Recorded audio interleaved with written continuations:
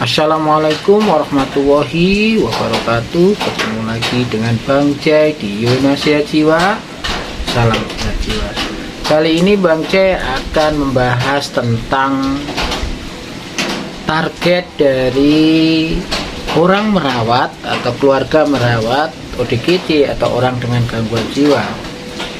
Tentu kalau kita ingin keluarga kita yang menderita gangguan jiwa sembuh, ya tentu memang harus mengenal dulu kesembuhan macam mana yang harus kita tuju, kan gitu. Nah, untuk itu sudah banyak sekali video-video Bang Jai yang membahas tentang kategori kesembuhan. Yang pasti sebenarnya yang perlu kita perhatikan adalah bahwa kalau kita ingin ODGJ atau orang dengan gangguan jiwa ini sembuh, tentu kita bisa melihat dari satu, sejauh mana tanda gejala dari penyakitnya itu terkendali atau bisa dikendalikan. Yang kedua adalah bagaimana ODGJ ini pada akhirnya mampu untuk melakukan perawatan diri, ya walaupun ada beberapa yang masih dengan bantuan atau bimbingan. Kemudian bisa melakukan aktivitas sosial atau bersosialisasi, sehingga akhirnya ODGJ ini mampu menjawab pertanyaan dan minta tolong ketika ada kesulitan. Ya, kemudian ODGJ ini bisa menjalankan aktivitas sehari-harinya dengan baik, ya, seperti orang pada umumnya. Nah, berikutnya adalah sudah pasti bagaimana dia bisa merencanakan kehidupan berikutnya.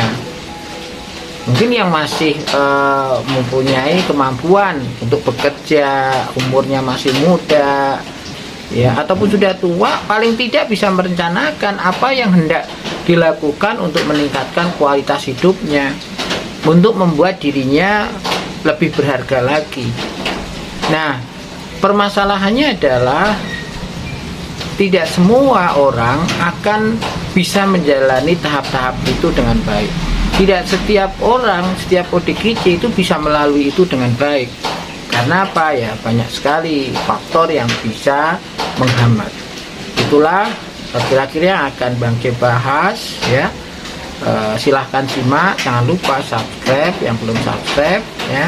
Nah, sebenarnya sudah banyak sekali Bang Jai jelaskan terkait dengan manajemen gejala, ya. Tentu selalu disarankan oleh dokter yang memberikan obat ataupun perawat di rumah sakit atau perawat puskesmas bahwa mesti harus minum obat teratur, harus minum obat terus-menerus, ya. Sebenarnya tujuannya apa? Supaya tanda gejalanya itu bisa berkurang atau bahkan hilang. Kalaupun sudah hilang, ya tidak muncul kembali, gitu kan.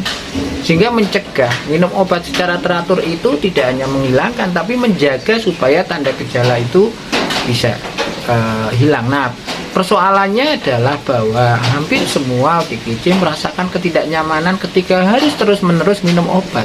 Jenuh, merasa sudah sembuh, ya sudah pulih. Nah, ini yang akhirnya membuat ODGJ ini memutuskan untuk berhenti minum obat, ya. Kalau nggak ODGJ-nya ya keluarganya sudah ngerasa sembuh, ya sudah tidak dikontrolkan lagi, ya. Atau mungkin karena jaraknya yang terlalu jauh, ya, ini sebenarnya lebih disebabkan pemahaman ODGJ dan keluarganya yang belum memadai untuk bisa melakukan manajemen gejala. Padahal namanya mengontrol tanda gejala itu tidak harus dengan obat, ya, bisa saja dengan keterampilan coping, bagaimana mengatasi masalah yang dialami ketika dirawat di rumah sakit. Tentu ada yang namanya latihan mengontrol halusinasi, latihan mengontrol marah, latihan menjalin hubungan interpersonal atau hubungan sosial, latihan berpikir yang positif, yang realistis. dan sebagainya. Itu sudah diajarkan. Permasalahannya adalah tidak pernah menjadi sebuah perilaku atau sebuah hal yang bisa membantu untuk semakin bisa mengendalikan tanda gejala yang dialami. Nah, sehingga hanya mengacu kepada obat, mengacu kepada anjuran dari dokter bahwa obat harus diminum teratur. Padahal masih ada hal lain yang bisa dikerjakan. Nah, ketika halusinasi sudah jelas bahwa itu bisa dialihkan dengan aktivitas yang baik, dialihkan dengan bercakap-cakap. Nah, tetapi persoalannya adalah mungkin ya tidak ada keluarga yang mengingatkan atau mendampingi untuk melakukan kegiatan atau bercakap-cakap. Ya, hanya mengandalkan obat. Coba kalau keluarga mau menyediakan waktu atau memberikan kesempatan untuk berkegiatan, membantu mengambil keputusan untuk berkegiatan, mungkin saja gejalanya juga akan terkendali.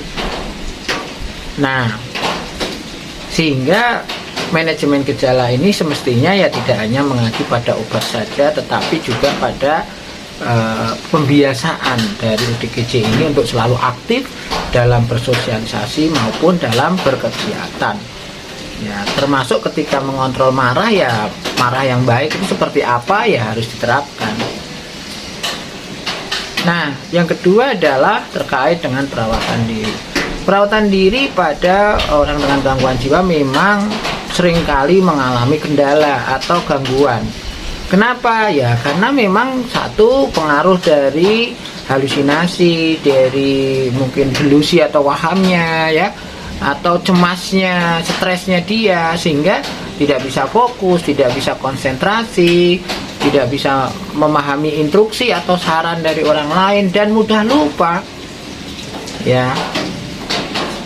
Termasuk kemampuan mengambil keputusan pun juga kurang. Jadi ketidakmampuan melakukan perawatan diri bisa disebabkan karena memang ada mengalami halusinasi atau gejala-gejala yang lain yang harusnya tidak ada tapi ada, yang seringkali membuat keluarga mempunyai alasan harus dirawat kembali ya, bicara sendiri, tertawa sendiri ya, perilakunya aneh, marah-marah, ngamuk, mundar-mandir, wajahnya tegang. Kalau udah seperti itu ya udah pasti kesulitan melakukan perawatan diri. Nah, oleh karena itu maka perlu akhirnya dilatih kembali. Kenapa dilatih kembali? Ya karena memang dia sebenarnya bisa, tapi karena gejala yang lain itu akhirnya menjadi lupa atau tidak ingat, tidak bisa fokus. Sehingga pelan tapi pasti kalau obat itu masuk, kemudian halusinasinya berkurang ya, wahamnya berkurang, cemasnya berkurang, ya mau tidak mau kemampuan perawatan dirinya akan kembali ya. Tapi nanti kalau putus obat lagi ya balik lagi. Nah, selain itu memang gejala yang lain itu penurunan fungsi kognitif ya, berpikirnya. Memang penyakit apalagi yang diagnosisnya ada skizofrenia itu mempengaruhi sekali kemampuan kognitifnya, misalnya saja fokus, konsentrasi, tidak memahami informasi, mudah lupa dan sulit mengambil keputusan. Sehingga banyak sekali yang tergantung orang lain, mau makan tergantung orang lain, mau mandi tergantung sama orang lain. Nah, sehingga memang untuk perawatan diri ini ya harus dilatih, harus didampingi, harus ditelateni, nggak bisa begitu saja membaik dan perlu waktu. Kemudian sosialisasi. Nah, ini juga sama, butuh proses ya. Ada kecenderungan ODGJ itu kan kebanyakan orangnya introvert, nggak suka bicara, nggak suka bergaul, nggak suka berbicara dengan orang lain. Nah, tentu perlu effort, usaha yang keras untuk membuat ODGJ ini mau bergaul, mau bersosialisasi. Nah, permasalahan lain adalah nggak ada orang di rumah, nggak ada tetangga yang mau bergaul dengan dia, apalagi sudah tahu bahwa pernah dirawat di rumah sakit jiwa, stigmanya masih tinggi ya, dihindari, dijauhi. Padahal ODGJ ini membutuhkan tetangga untuk berkomunikasi, bersosialisasi, bertegur sapa.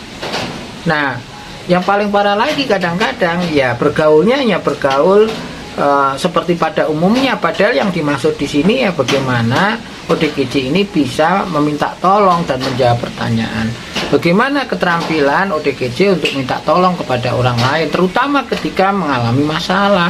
Ini yang harus perlu dilatih ketika memang ingin ODGJ-nya sembuh dan pulih. Nah, kemudian target berikutnya adalah tentu aktivitas harian. Nah, kendala ODGJ adalah kadang-kadang memang tidak bisa fokus, tidak bisa konsentrasi, bahkan mudah lupa, sulit mengambil keputusan, sehingga perlu keluarga itu membantu ODGJ untuk mengenali kegiatan apa saja yang ada dan bisa dikerjakan di rumah itu. Kalau memang nggak ada, perlu pelatihan ya dicarikan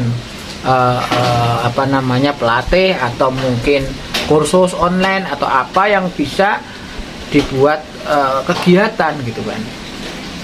Mungkin berternak, bercocok tanam, elektro, ataupun apa yang bisa menjahit ya, keterampilan-keterampilan yang bisa dilakukan harian, termasuk ya keterampilan mencuci, memasak, menyetrika ya, merawat tanaman ya, atau apapun yang bisa dikerjakan.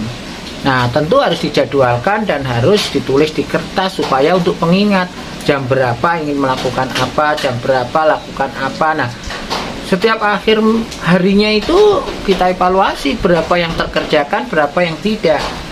Setiap akhir pekan kita evaluasi apakah cukup komitmen terhadap kegiatan yang sudah disusun.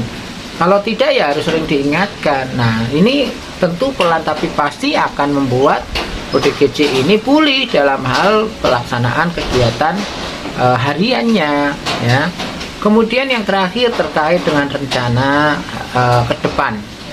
Kendala terbesar ODGJ di dalam pemulihan ini adalah kalau ditanya ya apa yang kamu harapkan dalam hidup ini, tidak ada.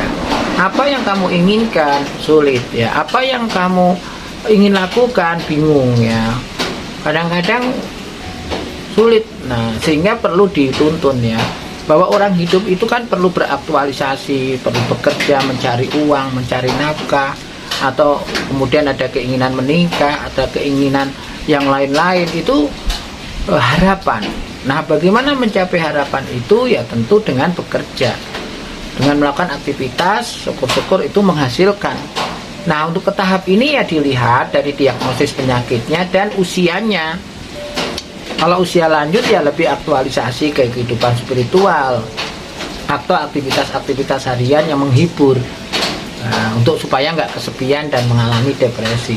Kalau masih muda, usia produktif ya mestinya bagaimana dia bisa bekerja, mengisi waktu luangnya dengan mencari rezeki dan sebagainya.